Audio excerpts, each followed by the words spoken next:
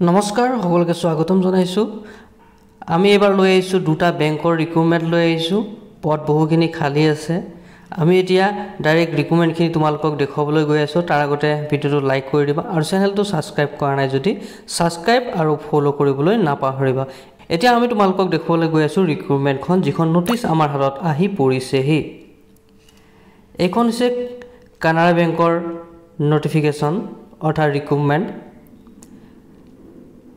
ইয়াত ৩০০টা পদ খালী দেখুৱাই আছে কেনাড়া বেংকৰ তাৰে মানে ভাগ আছে কোনটো ষ্টেটত মানে কোনখন ৰাজ্যত কিমান প্ৰয়োজন অসমৰ দেখুৱাই আছে ৩০টা পদ এছচিৰ বাবে 2টা এছটিৰ বাবে 3টা ওবিচিৰ বাবে 8টা আনৰিজাৰ্ভ 14টা ইডব্লিউএছ অৰ 3টা এনে ধৰণৰ মিলাই 30টা অসমৰ বাবে আৰু যিসকল বাহিৰৰ তেওঁলোকে বাহিৰৰখিনি চাই পেলাই কৰিব পাৰিব এপ্লাই এতিয়া ইয়াত কোৱালিফিকেশ্যনৰ বিষয়ে জানিম তাৰ পিছত এপ্লাই প্ৰসেছটো আমি জানিম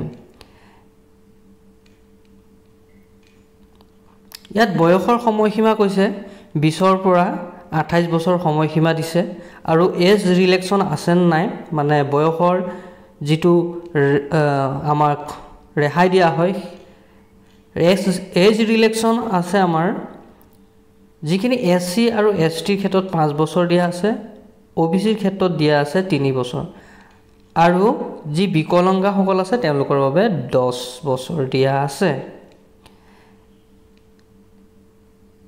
এডুকেশ্যন কোৱালিফিকেশ্যন ডিগ্ৰী আছে বা 10 আছে 12 আছে তেনে ধৰণৰ আছে পোষ্ট লৈ পেলাই পোষ্ট অনুযায়ী ভাগ তেনেকে ধৰণৰ কৰা আছে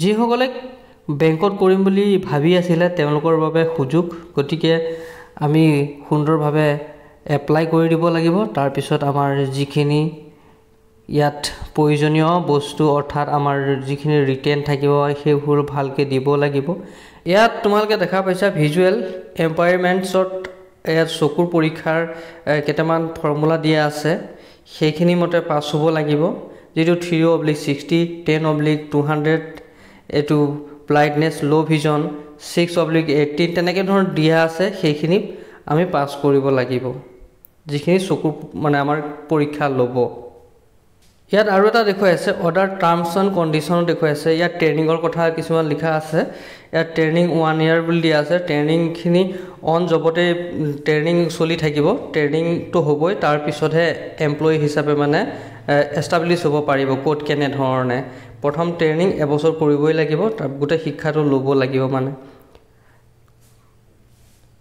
আৰু বেংকৰ চাকৰি প্ৰায়খিনি জানে এটা ওভাৰটাইমৰ কিছু দিয়া আছে সেইখিনি তোমালোকে ওয়েবসাইটত গৈ ভালদৰে চাই লব পাৰা কোড কেনে ধৰণৰ আছে যিসকলে বেংকত কৰিম বুলি ভাবিছে তেওঁলোকৰ বাবে আৰু এটো ওয়েবসাইট আছে যিখিনি অনলাইন আমি ৰেজিষ্টাৰ প্ৰথম কৰি লৈ পেলাই অনলাইন এপ্লাই কৰিব লাগিব ইয়াত এপ্লিকেশন ফিছৰ কথা কোৱা হৈছে ইয়াত এসসি এসসি পিডব্লিউ দিব নালাগে ফিছ অল আদার্স 500 টকা দিব লাগিব 500 টকা মানে এপ্লাই ফিজ টু লব হাউ টু এপ্লাই আমি 4/10 ভিতৰত এপ্লাই কৰিব লাগিব লাষ্ট ডে 4/10 সময় হাতত বেছি নাই গতিকে আমি এপ্লাই কৰি দিব পাৰো যি সকলে উৎসাহী হৈ আছে যি সকলে কৰিম বুলি ভাবিছে বেংকত চাকৰি www.canarabank.com ত গৈ পেলাই আমি এপ্লাই কৰিব পাৰো এপ্লাই কৰোতে আমি স্ক্যান কৰি লব লাগিব photograph signature left thumb impression এইখিনি 4.5 সেন্টিমিটাৰ 3.5 সেন্টিমিটাৰ জোখৰ হ'ব লাগিব signature in capital letters is not be accepted সিগনেচাৰটো দিবই লাগিব আমি সিগনেচাৰ আগতো যিসকলে এপ্লাই কৰিছে তেওঁলোকে জানে সিগনেচাৰটো আমি সিগনেচাৰ কৰি পেলাই স্ক্যান কৰি পেলাই দিব পাৰো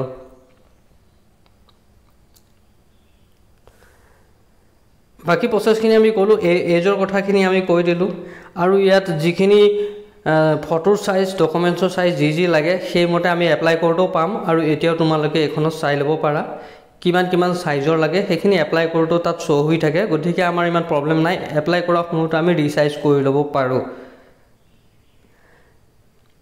গতিকে কেনাৰা বেংকৰ পোষ্ট খালী আছে 30টা ক'লোঁ, এই বয়সৰ সীমাটো ক'লোঁ, এপ্লাই প্ৰচেছটো ক'লোঁ, ৱেবছাইটটো ক'লোঁ। এতিয়া গৈ পটাপট এপ্লাই কৰি দিয়া। আৰু এটা বেংক আছে, সেইটো বেংকৰ ডিটেইলখিনি তোমালোকক ক'বলৈ গৈ আছোঁ। আৰু এটা বেংকৰ কথা কৈছিলোঁ, এইটো হৈছে ইণ্ডিয়ান এক্সিম বেংক। এক্সিম বেংকত কিমান পদ খালী আছে সেইখিনি আমি তলত পাম। এতিয়া ইয়াত দিয়া আছে এপ্লাই তাৰিখ 7 অক্টোবৰৰ লাষ্ট।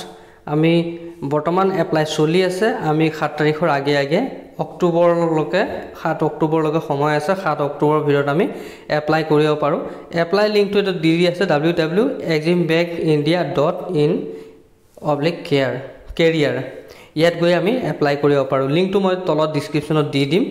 ইয়াত পদ খালী আছে 50টা, আনৰিজাৰ্ভৰ 22টা, SC 7টা, SC 3টা আৰু OBC 13টা আৰু EWSৰ 5টা, PWD 2টা।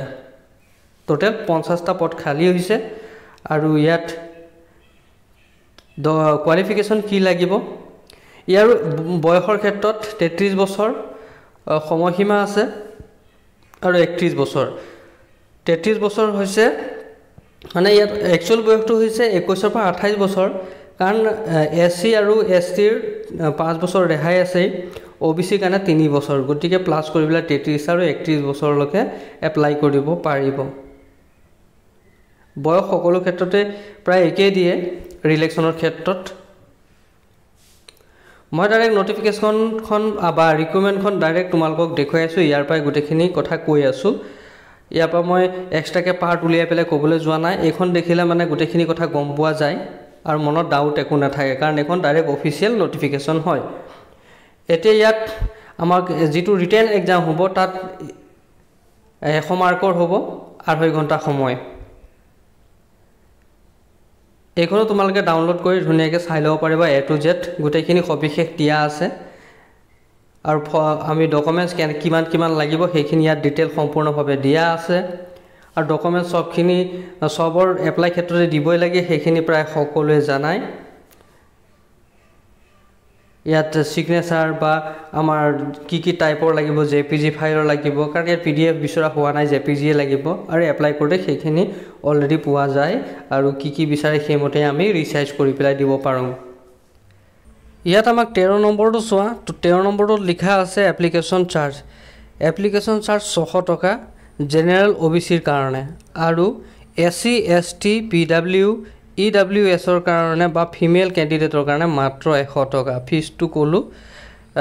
এতিয়া আমি অনলাইন প্ৰচেছত গৈ কৰিব লাগিব। লিংকটো তলত ডিছক্ৰিপশ্যনত দিয়া থাকিব, কেনেকৈ এপ্লাই কৰিব লাগে। তাত গৈ পেলাই ৰেজিষ্টাৰ কৰি ল'বা। প্ৰথম ৰেজিষ্টাৰ কৰি পেলাই এপ্লাই কৰি দিবা। অন্যথা নোৱাৰিলে যিকোনো এপ্লাই কৰা দোকানত গৈ পেলাই এপ্লাই সহজভাৱে কৰি যাব পাৰিবা। আৰু ডকুমেণ্টছ কি লাগে ধুনীয়াকৈ চাই ল'বা, আৰু তাত ৰিকমেণ্ড কৰা বিচৰা ধৰণে দিলেই হ'ল। বাকী একো প্ৰচেছ নাই।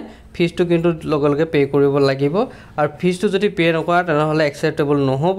পিছত গৈ পেলাই এডমিট কাৰ্ড নাহিব। সেই হেতুকে পলম নকৰি এই দুটা বেংকত গৈ পেলাই তোমালোকে যিসকলে ভাবিছা এপ্লাই কৰিম বুলি, বেংকৰ চাকৰি এটা লাগে বুলি, তেনেহ'লে এই দুটা বেংকত কেনেৰা বেংক আৰু ইণ্ডিয়াৰ এক্সিম বেংকত গৈ পেলাই তোমালোকে এপ্লাই কৰি দিয়া, আৰু এক্সাম ধুনীয়াকৈ দি পেলাই পাছ কৰি চাকৰিটো ল'ব পাৰিবা।